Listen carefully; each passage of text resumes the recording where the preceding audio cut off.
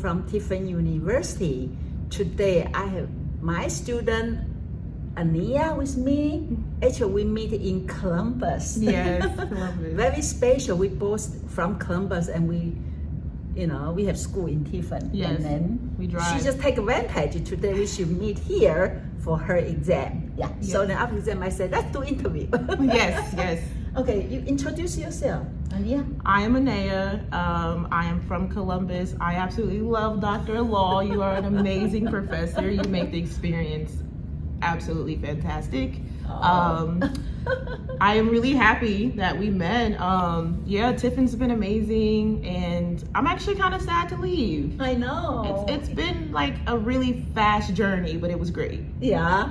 I remember Anaya, she's very aggressive student.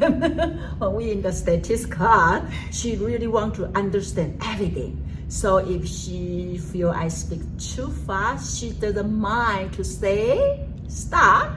Yes, I wanted to fully understand everything you were saying, and I really wanted to grasp it because your knowledge is very vast, and I could tell immediately. I was like, she's very, very smart, but but you were very patient with me, and I really appreciated that. How do you so brave? Willing, some students, even they like your situation, they may kind of like, okay, I'm not saying anything, but you are willing to say stop.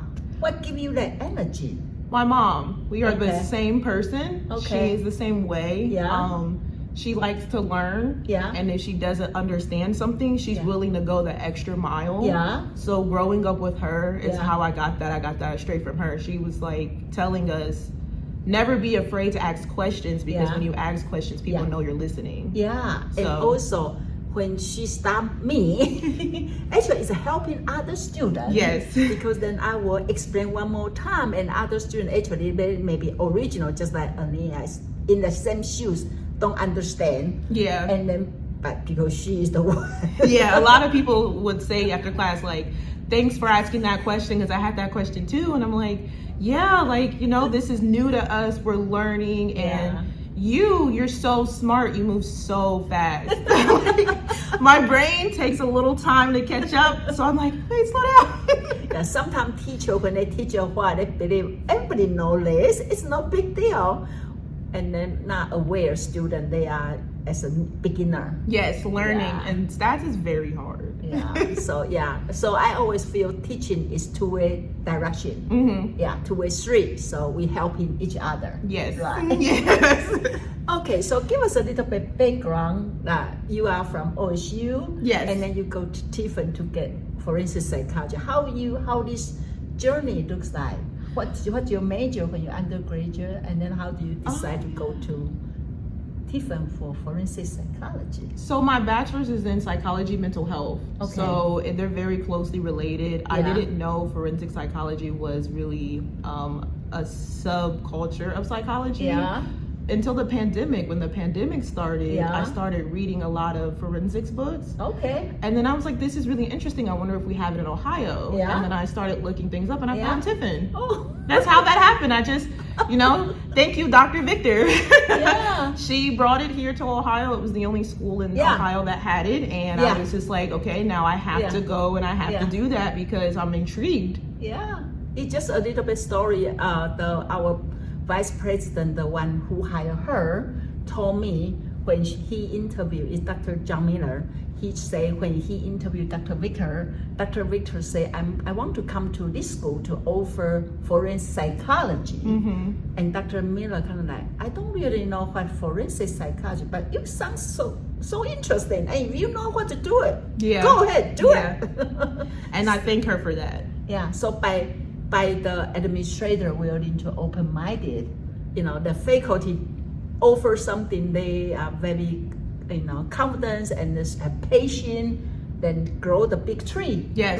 And then we were allowed to come and be a part of that tree, which is fantastic because honestly, if we did not have forensic psychology in Ohio, I don't think I would have continued searching down that path. Yeah, because you have to go to another state. Yeah. But Tiffany is not in Columbus. You still have to drive. So how do you? Yeah, what it's still Ohio. Because tuition is expensive, so out-of-state tuition is just not even in the question. Yeah. But it wasn't too bad driving. Sometimes you wake up, because sometimes you wake up, you're like, oh, I don't want to do it. I don't want to go, but you still go. Like, you still force yourself, and I'm glad I did. Yeah.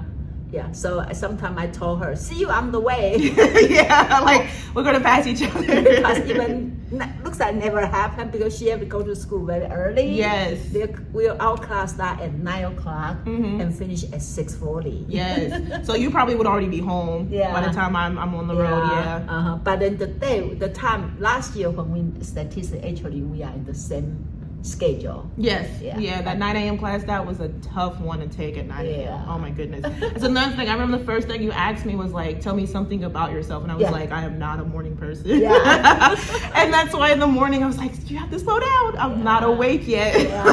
And actually, just tell you the truth, in that time I'm a little bit afraid of her. You're such an aggressive student. I ask you to stop, but then I'm so glad I teach you twice. Yeah. So I see how Anaya from that stop and to get to your heart. Yes. Did you see yourself change from last time to the 2 years? I think it's not really about the time, it's about the subject. Because math is really hard for me. Okay. But if I put myself like really into it, I can understand it. So that's what it was that you just happened to be my math teacher.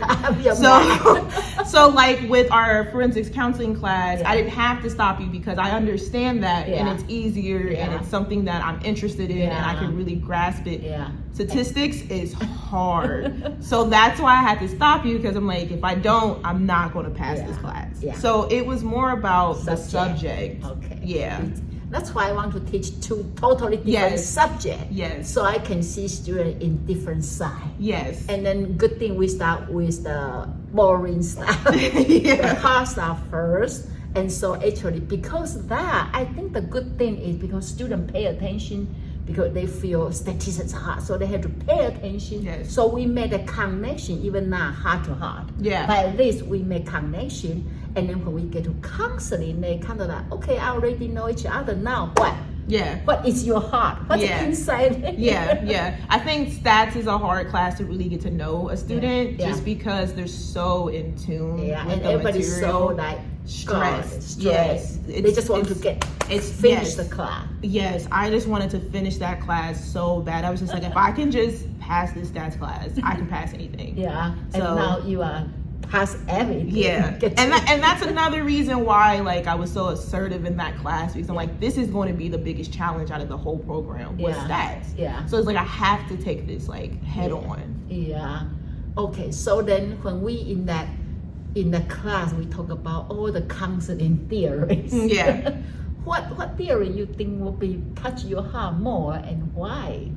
So for me, I like the mindfulness theory, meditation and things like that. I try to be as mindful as possible when I like just journey throughout life and every day and things like that. Because sometimes I'm not so self-aware, so I have to remind myself to be self-aware and things like that. But I like to meditate and I like to like focus on my breathing.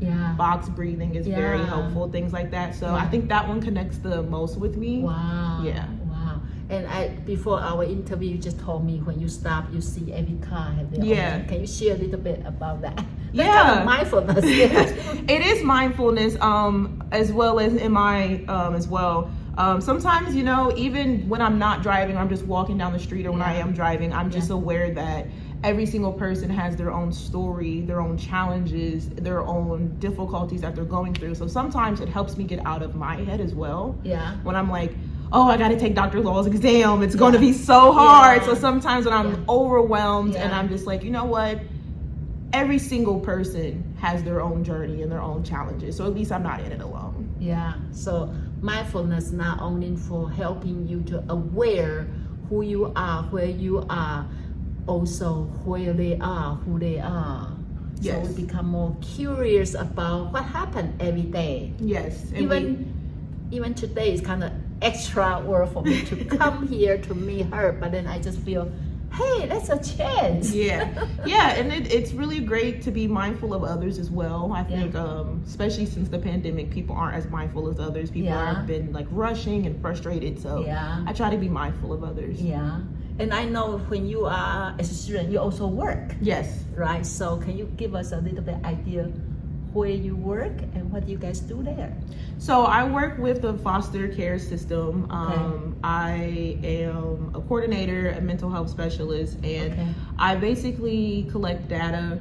I do assessments, and I reach out to kids who have been placed and kids who have not been placed, kids who have been adopted and kids who have not been adopted. Basically making sure that they don't fall through the cracks, that the system continues to help them. You know, sometimes I help people with coping strategies, coping skills, controlling anger. I work with kids who have Asperger's, autism, depression, anxiety, ADHD, all those kind of things. And we just, we want to make sure that these kids get the best opportunity that life can give them. So sometimes we'll sign them up for counseling service, ABA therapy. We'll sign them up for life skills if they're like 16 or 17, teaching them how to navigate the world, just because they don't really have that person to do it for them. So that's basically what we do. How long have you been working there? I've been there for a year now. I really like the company. It's right downtown. It's actually not that far from here. In Columbus? Yeah, it's downtown, and it's amazing. I like my boss. You know, I like to give back and help the community. So any company that like they're really, really focused on helping others is I navigate and gravitate towards that. So through your year work there, what's the biggest challenge for work for the foster care? The biggest challenge is building rapport. So sometimes these kids have been in the system for so long that they've given up on the system, but they've also given up on themselves. So that's how to build a relationship with them? Because it's mandatory that they come to these things and things like that, because they get rewards. Sometimes they'll get money, or they'll get additional things like a laptop. They'll get items and things like the weighted blanket. So we give them things to keep them going. But sometimes it's not enough. Like mentally. Maybe. So they'll try to elope, so they're trying to run away and things like that, and because they don't feel heard or seen or respected. So that's always the hardest challenge, is like getting through to them, because they expect you to just leave. Don't bother me. Leave me alone. They're guarded. Somebody already abandoned me before. They're very guarded. Why you? Why I need to trust you? Exactly. Any good strategy? Honestly, I just keep trying. And my boss says the same thing. She's just like, as long as you're attempting, it's enough sometimes. As long as you're trying. Like sometimes I'll just show up to their school and things like that. So even if it's for 5 or 10 minutes, I'll just go how was your morning? Did you eat breakfast? Did you do your homework? Do you like your placement as your foster mom or foster dad? Just asking them simple questions, and then as soon as I realize they're done or they need their space, I just back off. Sometimes I'll just one of my kiddos, I had a conversation with him 2 questions in, you could just tell he kind of wanted to shut down. Oh, really? So I was like, hey, this was a great chat. Thanks for even sitting down with me, you know? And I was like, I'll see you in 2 weeks. And just him knowing I was coming back, I think, was enough. Okay, so that's a challenge. How about the best moment you remember through this? Any moment touch your heart or memorable? The kids open up is when it becomes memorable. When they start to really engage, is when it becomes memorable, or they get excited to see you and they're very welcoming and things like that. That's when it's memorable. Or you can see they're taking the steps, or they're using their coping mechanisms and their strategies and things like that. They're actually learning. Is when you're like, you know what, this is worth it. So any theory if we need to apply to them? MI is motivational interviewing. Yes, motivational interviewing definitely works, because a lot of times kids don't want to talk and they don't want to answer your questions. So using those open-ended questions and just trying to engage and validating their feelings and things like that always is very helpful. Wow. And just, you know, summarizing is good, letting them know that I'm listening, I heard what you say, reflecting back what they said, things like that. Wow. My organization uses it, like we have an MI trainer, but even before that, I was using it because I'm like, you know, open-ended questions is the best way to get somebody to really tell you how they feel. Yeah, and also the motivation theory also believe when we are in ambivalence. Yes, that mixed feelings. Yeah, the mixed feeling that is the moment opportunity for change. Yes, right? it is. Yes, and then that's when you notice it the most. Like you'll get those kids who don't have mixed feelings. They're like, no, I don't want to change at all. Like you know, they're very stern, and then those kind of kids are like, okay, if you like say they're like skipping school. Okay, let's just go down that path. Let's go down that journey and see what that looks like. So you go all the way to one continuum. You're like, what else would it look like? What else does it look like? Just keep asking them, and then once they've completed or depleted everything, you're like, okay, you go to the other side of the continuum. You're like, okay, now what does it look like if you start going to school? Like, what are the good things? What are the benefits? So those are like my toughest cases. My ones who are ambivalent and have mixed feelings. They're a little easier simply because you can hear that they want to change, they just don't know how. Or they don't have anybody who ever cared enough to tell them that they can change. And sometimes they're afraid of what change looks like because they've been such in crisis for so long. Wow. So you help them to see both sides. So then we'll say, oh, not that bad. Wow. It's interesting. It is. Wow. So am I also say actually when you are helping them, that's helping yourself too. Yes. When you see they are changing, it changes yourself. So did you see that? Did you see for the years you work with them, did you see you change yourself? Yeah. I think it helped with the way that I communicate with others. More patience. Working with kids will teach you patience because I don't have any children, so my mom always says like people who don't have children are the most impatient people, but I work with children, so I'm like, they teach me patience. They really do, because some of my kids, like it takes months to even get through to them, but you don't stop, you just keep showing up. So when they come to you guys, they come alone or they come with their foster parents, or who they come with? They come with their foster parent, or if they've been adopted, they come with their adopted parents. Sometimes we have people who are like biologically related to the kid, like an aunt or an uncle that's adopted them. So they can come with them. So we'll ask like, okay, are you biologically related anyway? But we, you know, and then if the kiddo wants to be alone, I can let the foster parent know like, hey, I can talk to the kiddo by themselves, you know, you can go get a cup of coffee or things like that. So it really just depends on the situation. Wow. So age is very diversity. Everybody have a different story. Yes. Their story even more rich than the regular kid. They've been through a lot. A lot of my kiddos have really, really been through a lot. I mean, if you have to think about it, their life was so traumatic that they were taken away from wherever they were. And a lot of that, as a kid, is traumatizing and they don't want to talk about it. So I don't force it. Like, if you don't want to talk about it, that's fine. Let's talk about the present. How's school now? How's your friends now? How's your placement now? Like, we just talk about now. If they're not comfortable with talking about the past. So do you feel they feel more comfortable when you bring the issue, the topic about now than before? It depends on the kid. It really does. Like some of my kiddos talking about the present, they'll start talking about the past, like they'll slip in little pieces. Some of my kiddos, don't just never do that. They'll never bring up the past, and then when you try, they'll like want to leave. Don't touch. They'll kind of be like, I don't want to talk about it. Like if you bring up anything about the past, they'll just go, is this over yet? Like, you know, they're like, how much longer do I have to talk to you? Like, and things like that. Like you'll see them start shutting down. So you're like, oh, we don't have to talk about that if it makes you uncomfortable. Maybe that's the part most hurt. So they are not ready. They're not ready. Wow. So so now you finish school. So what's your next journey? I really like the company I'm with now. I really enjoy being there. I also want to get a PhD. I want to go back to OSU. I really do. I want to do marriage and family therapy.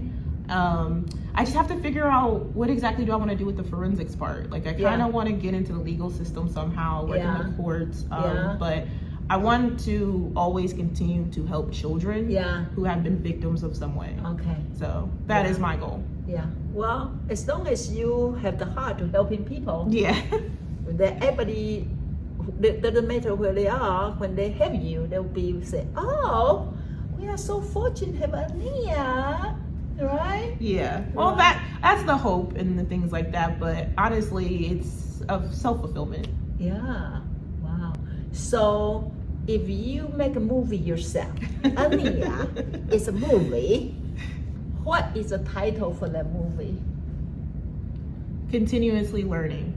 Continuous learning. And then what would be the first scene you want people to see in the movie? Definitely would have to do before.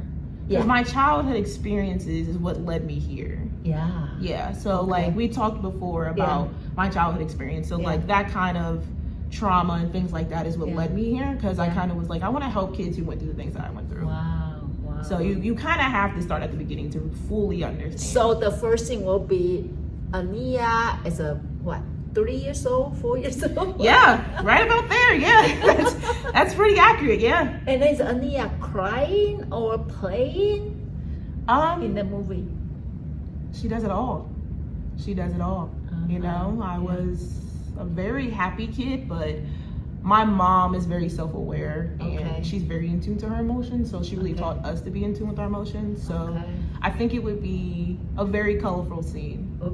I was always a social butterfly. Yeah. So I always got talks too much on my report card. She said I was distracting. But for me, it was because, like you said, I would stop the class and ask questions. Yeah. So I just always wanted to understand. I always wanted to understand everything, though. How about the end of the movie? We haven't got there yet. The movie is still going. We haven't gotten that far. I feel like one thing I will never stop learning. Yeah. So as I learn, you add to the movie. Yeah. It will be a series, yes. It would be a very long series. Yeah. So for the people, they are foster kids, maybe always struggled for their, find themselves, give them some encouragement. There's more to life than adolescence. Sometimes when you're a kid, you can't put yourself into an adult body. But you have to tell yourself, there's more to life. This is not the end all be all. So you just need to keep going. Keep going. Trust yourself. Yes. Okay. How about the part they weren't able to belong to their original family? You know, that's why they get abandoned. How about the part? How do they feel easy out? Have that trauma experience before? Is that okay? It's fine because it is who you are. And I think family is subjective and not objective. So you can create your family. You can add people to it. Family is subject, not object. Okay, give us more about it. What does that mean? So like I have my best friend in the world who I call my brother. He doesn't have a family. Okay. But he's a part of my family. So he comes to Christmas and Thanksgiving, he comes to holidays. Okay. So he was like my first lesson of family really is subjective. You can create create your own family. Yes. Okay. And it can still be meaningful. Wow, it's good to know that because sometimes people say, I have no choice, was born in the family like this. Yeah. I'm very unfortunate. But you say, doesn't matter. It doesn't. You create your own family. Yeah, because sometimes, you know, family sucks. And I have a large family, I have 12 siblings. So, yeah, there's a lot of us. Number what? I'm number 4. Wow. But even still then, with such a large family, I continuously still add to my family. Yeah, it's good to know so then you don't have to be the victim of the past. Correct. Right? Which is a tough lesson to learn. It's a tough lesson because a lot of time we feel sorry for ourselves. Yes. So I'm so glad I have this dialogue with you. Yes. Originally when I invite, she said, I don't have time. Yes, and it was mostly because of your project. You are a tough professor, but that's what builds character. Yeah. You push me into extremes, just like Dr. Hurwitz. Yeah. But yes, it was challenging to get through all of your assignments. They took a lot of time, but yes, now we're finished, and I feel like I can breathe. Yeah. And you can say done. Yes, we finished. We did it. So what else you found helpful from my class, or any feedback from me for our class? Like I said, I think you're an amazing professor. Okay. Because even when it's hard and it's challenging, I don't understand, you still take the time to stop so I understand. Okay. And then even still then, you would allow that space for me to come to your office and continuously ask you questions. Because sometimes it's just that complex, but you know, that's life. And sometimes the course is just that complex. But I appreciate you taking the time. Like, you fully enjoy being a teacher. You really do. I really like to be a teacher. You do. You really, really like take the time, and it never bothered you to take the time. Yeah. When I take time with students, I can be part of their chapter. Yes. Oh, yes. I will remember you forever. They won't write down their life without Dr. Law. Yes. If I just say, no, that's your business, then I will never in their life. Mm-hmm. So that part, I feel honored. Yeah. Thank you. Of course. Yeah. Thank you. Yeah. Best wish. Yes. For you. I'll see you at graduation. Yeah. Yes, of course. Okay. Bye-bye.